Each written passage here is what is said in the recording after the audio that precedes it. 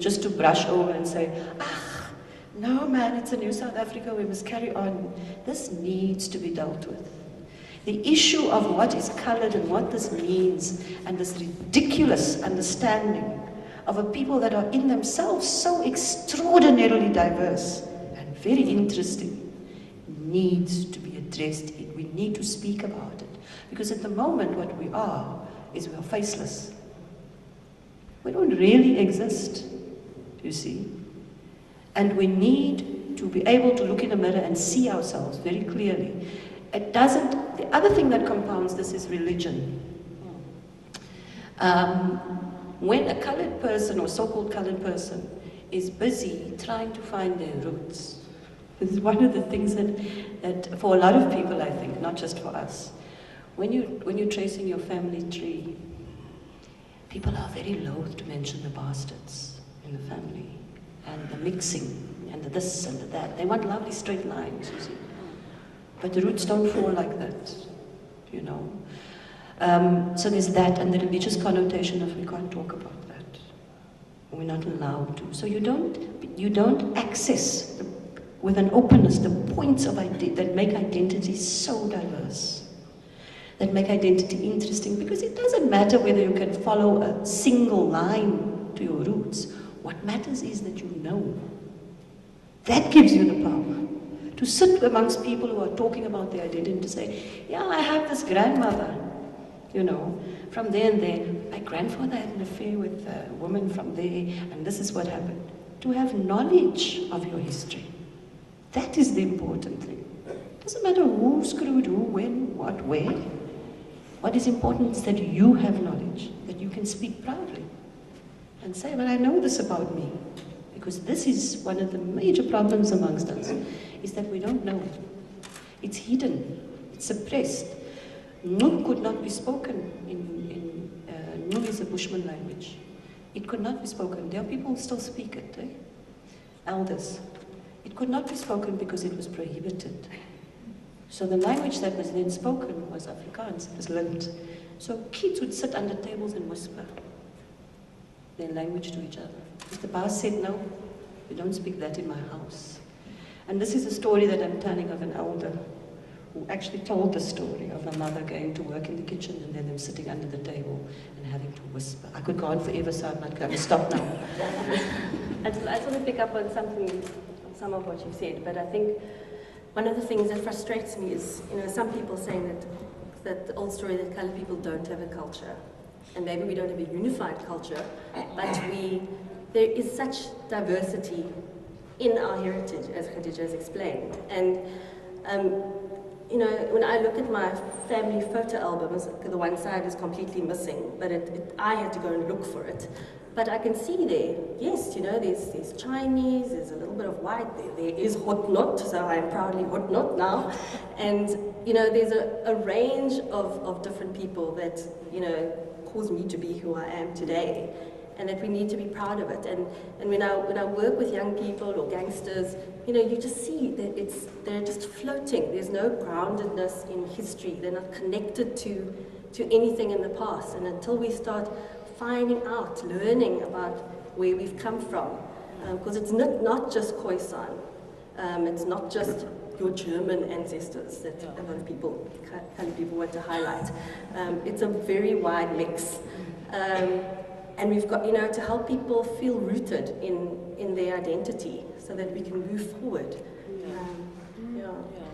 I want to ask a little bit, or I'd like you to say a little bit more about this experience of ostracization, because each one of you talked about that, being ostracized, I think from your poem, being invisible.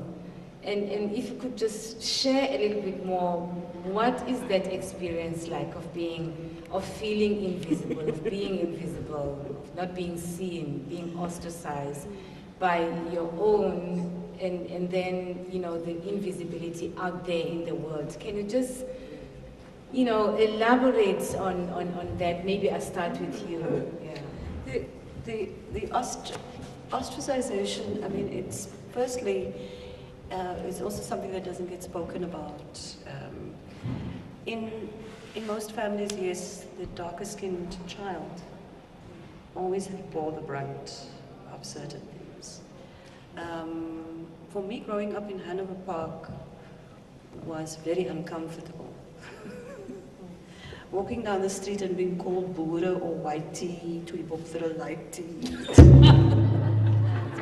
and not knowing what that meant, but coming understanding that it was something not so lekker for a man of that age to be saying to me, and I'm 10. And then having people, because you are light-skinned, making all kinds of assumptions about you. Sê wil vir haar wit hou. Sturvy, né? So vir haar wit hou, sê wil vir haar wat sy nie is nie. All kinds of things. So the assumption was that because I was light-skinned, I would capitalize on that. The fact that I'm light-skinned. So I would walk into a place and pretend to be white, which is not a good fit for me. It's an uncomfortable skin. You see, whiteness is not just about color. Whiteness is about headspace. And so that kind of thing was very aina. Then being older and being involved in poetry circles and theater and those kinds of arts world and those kinds of things, I have a diversity of friends. But I started calling myself black. And the reaction most of the time would be, what are you talking about? You're not black. And then I started going, oh fuck, now what? So now what am I going to call myself? Okay, so I was told that I don't want to be black. And then I came to this realization that I am black actually. So I started calling myself black. I would say, I'm black, and da-da-da-da. And people would just, I mean, it was like smirking. So I was like, oh well, okay. Not as nice as I am. I was actually quite angry about that. And then I started, a journalist asked me the other day, so what do you call yourself? So I said, no, Sasha. I said colored when I write the articles. I said, please don't say that. I said, I haven't yet come to a word for this. I said, but I am of very mixed descent. I said, so you can say that. But I'm of very mixed descent. But I don't want to be called a colored person. I use it because we need to discuss. We need to iron out the shit. But it is a very strange place to be in. To want to identify in a certain way and then to be told you can't. And then other people accept it readily. So it's bloody confusing. And then, of course, because you look like me, white people go, and then what I tend to do is I deliberately switch my language, and I go J. Vijayna? Because I don't want people to be under the misconception that I'm white. And that is a thing for me, having grown up like this, because I know what that means. And it isn't who I am. So please don't assume and eradicate a history of mine, because that's what you do when you make those assumptions. You eradicate my entire history by making that assumption. So invisibility, that experience, thank you, Khadija. Yeah. I think for me, when I think of invisibility, then I can't help having this one thought. I am one of 4 siblings. My mother is classified as other. My father and my other siblings are Cape Coloured, and I was also classified as other, so I'm not quite sure. So they sound coloured. So I think it's also very important to understand who you are, sort of linking to what you said earlier. I just wanted to make that point. But being invisible, for me, I think it's best to relate an experience. I used to work as an administrator at a tertiary institution for several years. And I was the first coloured person that was employed at this institution as an administrator. And the other white administrators, they had very good relationships with the senior students, they were at master's level, and with the staff, who I'll also add were all white. So then I came into this space. I was about my early 20s. So for the first time, I was interacting with white people on a daily basis. It was extremely scary because all I knew was Mitchell's Plain at that point. So it was very scary for me to be in this environment. I remember at the interview, firstly, when I came, the person who interviewed me said, "Was you phoned?" And I said, "Yes." "Oh, so now I can put a face to the name." And then sometime later, she said to me, "Where were you schooled?" "Westridge High, Mitchell's Plain." "Why?" "Oh, okay." And then someone else said, "It's because you get your pronunciation right. Not this and that. You say this and that." And I thought, what on earth is going on? But it didn't stop there.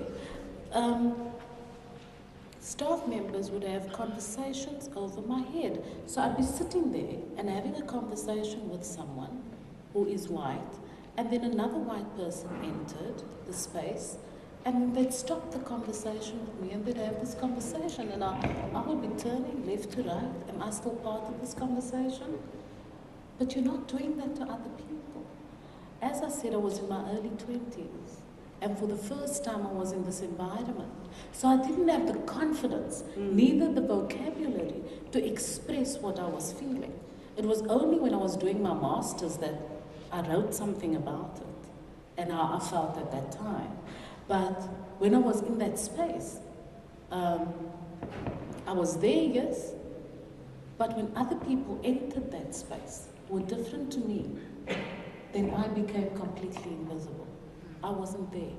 My comment at that point was of little consequence, because what they were talking about and the way they were interacting was important to them. And it felt almost like I wasn't able to contribute because I'm different. That's what it felt like. It's just, it was very frustrating because I knew I was feeling something.